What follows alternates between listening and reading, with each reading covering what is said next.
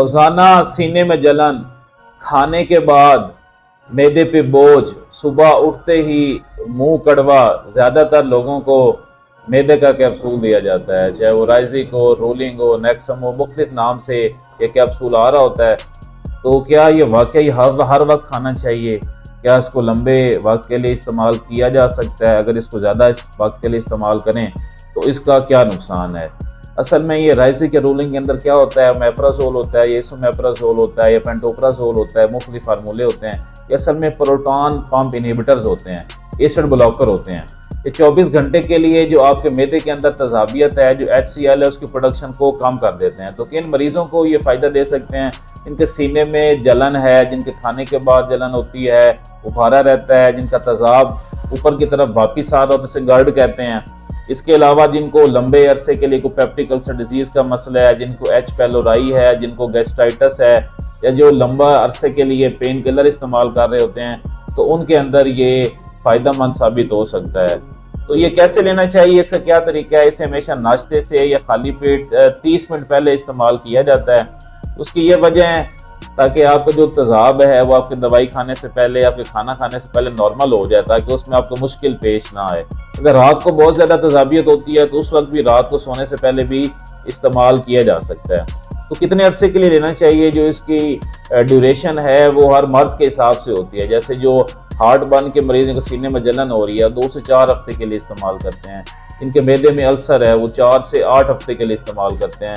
इनको पुराना मैदे का मसला चल रहा है वो तकरीबन 6 से 12 हफ्ते के लिए इस्तेमाल करते हैं।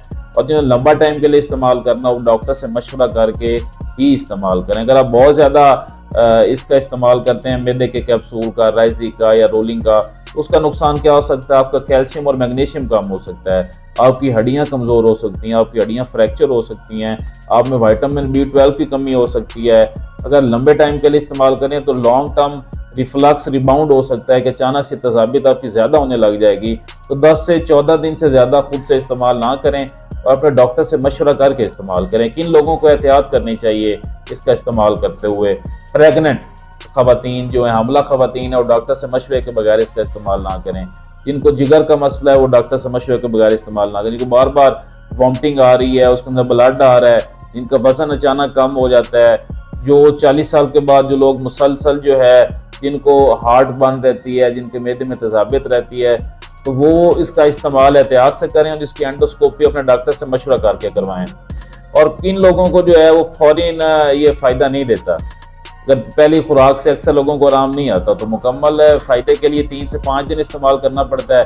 उससे आहिस्ता आहिस्ता बेहतरी आती है, आपका आहिस्ता आहिस्ता तेज़ाब नॉर्मल होता है। अगर फौरी आराम चाहिए तो उसके लिए अक्सर जो है वो साशे का इस्तेमाल किया जाता है, जिससे फौरी आपको आराम मिल जाता है। खाने के दौरान क्या एहतियात करनी चाहिए कि आप अपने खाने में मिर्च मसाले का इस्तेमाल कम करें, चाय या कॉफ़ी कम कर दें, अपना वज़न कम करें, रात को खाना कम खाएं, ज़्यादा देर से खाना ना खाएं, कार्ब्स, कोल्ड ड्रिंक्स वगैरह हैं उससे परहेज़ करें।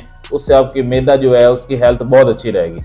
तो ये बेहतरीन दवा है, लेकिन ज़रूरत के मुताबिक इस्तेमाल करें, इसको आदत ना बनाएं और इसको बतौर ट्रीटमेंट इस्तेमाल करें, एक हैबिट के तौर पे ना